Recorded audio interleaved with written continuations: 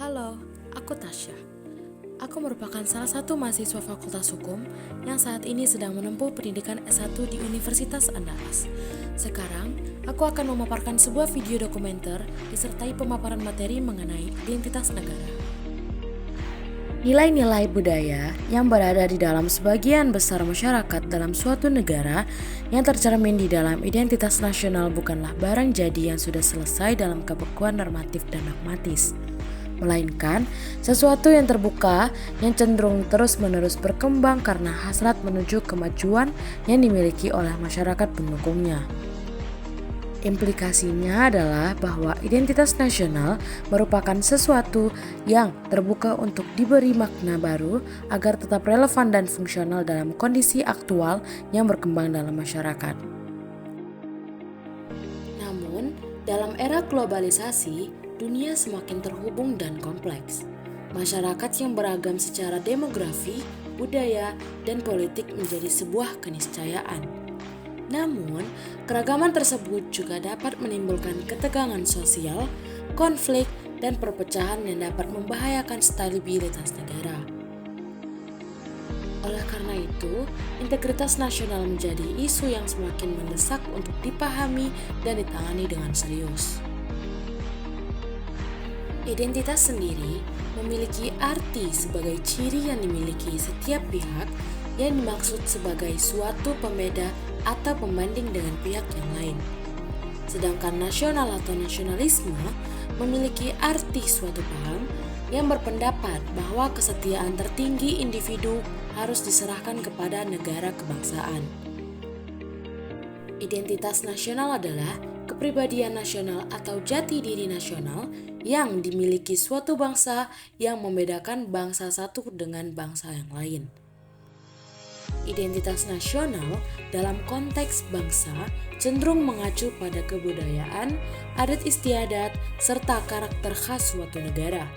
Sedangkan identitas nasional dalam konteks negara tercermin dalam simbol-simbol kenegaraan seperti Pancasila, bendera merah putih, bahasa nasional yaitu bahasa Indonesia, semboyan negara yaitu Bhinneka Tunggal Ika, dasar falsafah negara yaitu Pancasila, konstitusi atau dasar hukum negara yaitu Undang-Undang 1945, serta bentuk negara kesatuan Republik Indonesia yang berkedaulatan rakyat.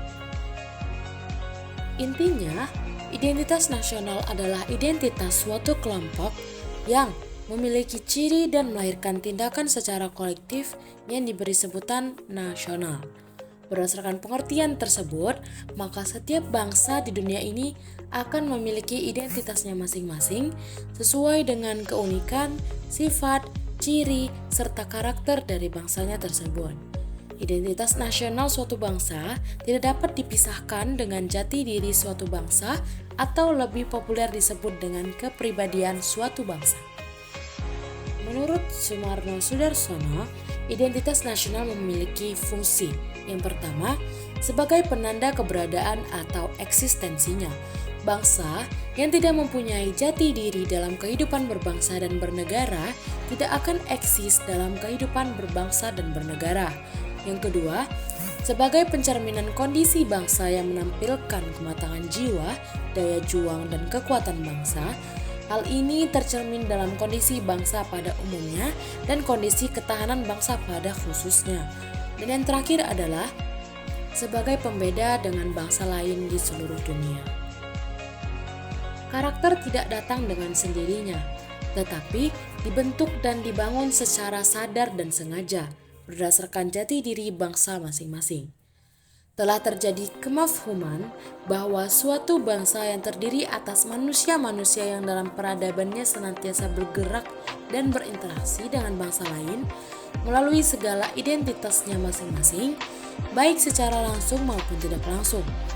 Akan tetapi, jika suatu bangsa hendak terus berkarakter, maka bangsa tersebut harus dapat mempertahankan identitas nasionalnya sebagai penyangga untuk kehidupan berbangsa dan bernegara dalam menghadapi kekuatan-kekuatan luar. Sebab, kalau tidak, bangsa dan negara akan mati. Suatu penelitian dari Institut Teknologi Bandung di akhir tahun 2004 menemukan bahwa ada 6 faktor yang menentukan keberhasilan dalam membentuk identitas nasional tersebut. Yang pertama ada kreativitas, yang kedua ada percaya diri atau memegang prinsip, yang ketiga ada mentalisme berkelimpahan, yang keempat ada integritas, yang kelima ada idealisme, dan yang terakhir adalah kompetensi.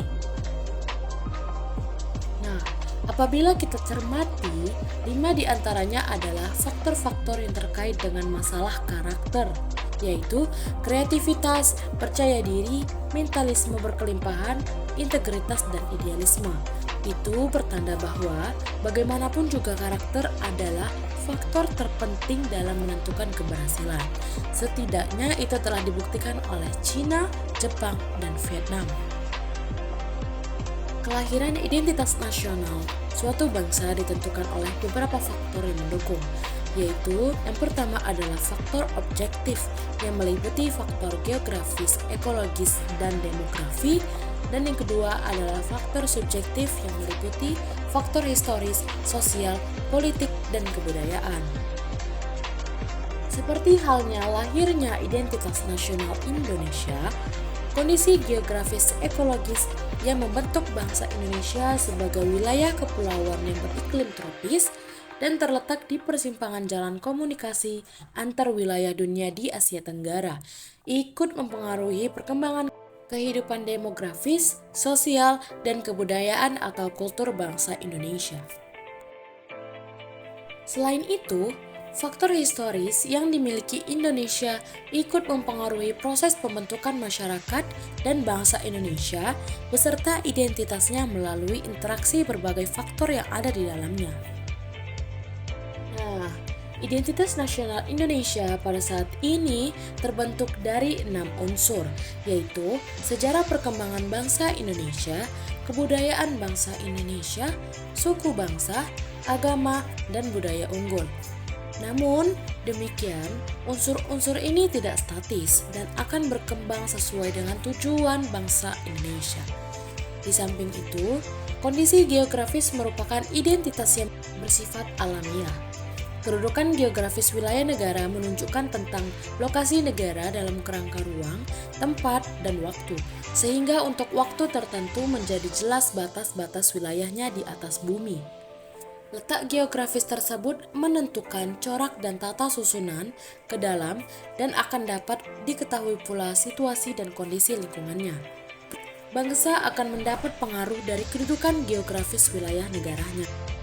Letak geografis ini menjadi khas dimiliki oleh sebuah negara yang dapat membedakannya dengan negara lain. Identitas nasional Indonesia dapat dirumuskan pembinangannya dalam 3 bidang. Yang pertama, identitas fundamental, yakni Pancasila sebagai filsafat bangsa, dasar hukum, pandangan hukum, etika politik, serta paradigma pembangunan. Yang kedua, identitas instrumental yang meliputi Undang-Undang Dasar 1945 sebagai konstitusi negara, bahasa Indonesia sebagai bahasa persatuan, Garuda Pancasila sebagai lambang negara, Sangsaka Merah Putih sebagai bendera negara, Bhinneka Tunggal Ika sebagai semboyan negara, dan Indonesia Raya sebagai lagu kebangsaan. Dan yang terakhir adalah identitas alamiah yang meliputi Indonesia sebagai negara kepulauan dan kemajemukan terhadap sukunya, budayanya, dan juga agamanya. Jati diri bangsa dalam arus globalisasi yang menyebabkan krisis identitas. Globalisasi secara umum adalah sebuah gambaran tentang semakin ketergantungan di antara sesama masyarakat dunia, baik budaya maupun ekonomi. Istilah globalisasi juga sering dihubungkan dengan sirkulasi gagasan, bahasa, dan budaya populer yang melintasi batas negara. Fenomena global ini acap kali disederhanakan oleh kalangan ahli sebagai gejala kecenderungan dunia menuju sebuah perkampungan global atau global village, di mana interaksi manusia berlangsung tanpa halangan batas geografis. Hal ini tentunya bagian tak terpisahkan dari kemajuan teknologi informasi yang menyediakan fasilitas manusia modern untuk menjalin komunikasi secara murah dan mudah. Pada saat bersamaan, isu-isu dunia di bidang politik, ekonomi, demokrasi, dan hak asasi manusia dengan begitu cepat dapat mempengaruhi situasi yang terjadi di suatu negara. Nah, saat ini, manusia Indonesia cenderung kurang tulus dan suka menggunakan kedok, berbeda antara perkataan dan perbuatan, tidak bisa memegang janji, dan menghindari tanggung jawab. Nilai-nilai budaya dan perilaku munafik dan berorientasi pada keduniaan serta materialisme semata. Sikap dan perilaku kurang tulus juga telah menghinggapi negeri ini yang dapat terlihat pada kondisi saat ini, di mana setiap jasa atau jabatan selalu diukur dengan materi dan fasilitas.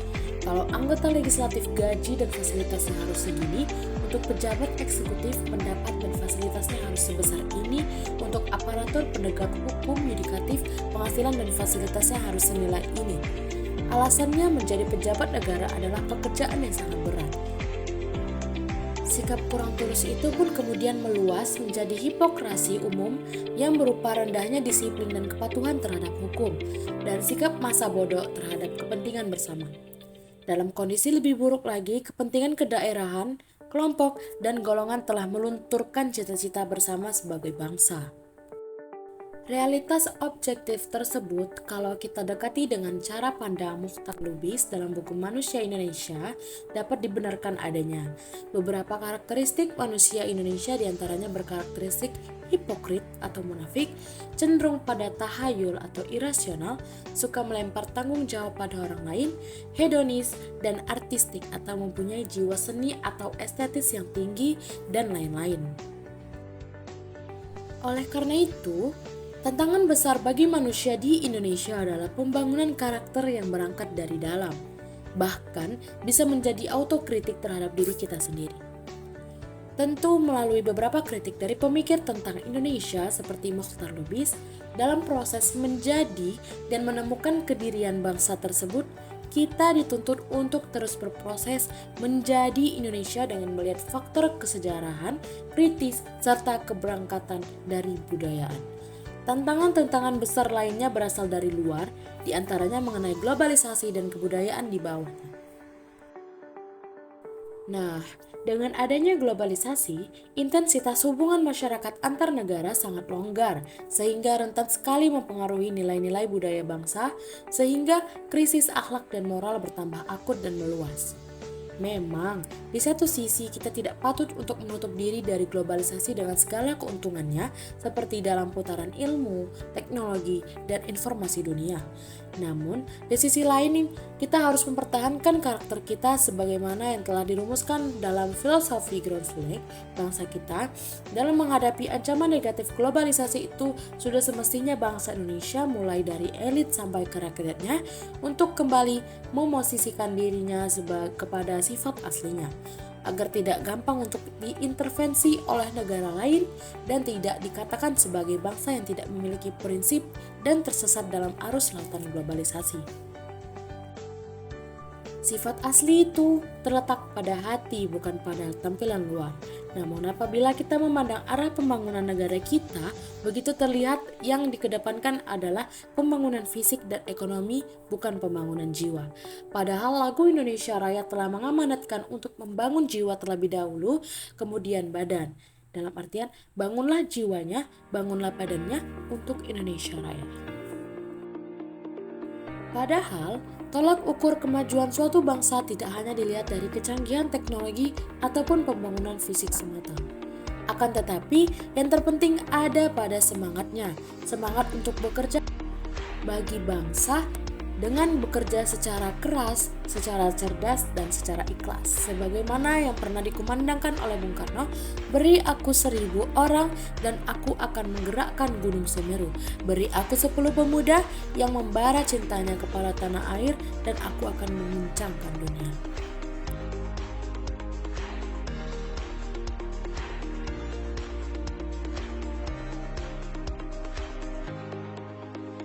Baik, mungkin hanya itu yang bisa saya sampaikan mengenai materi dengan tema identitas nasional. Apabila saya ada salah kata, mohon dimaafkan. Wassalamualaikum warahmatullahi wabarakatuh.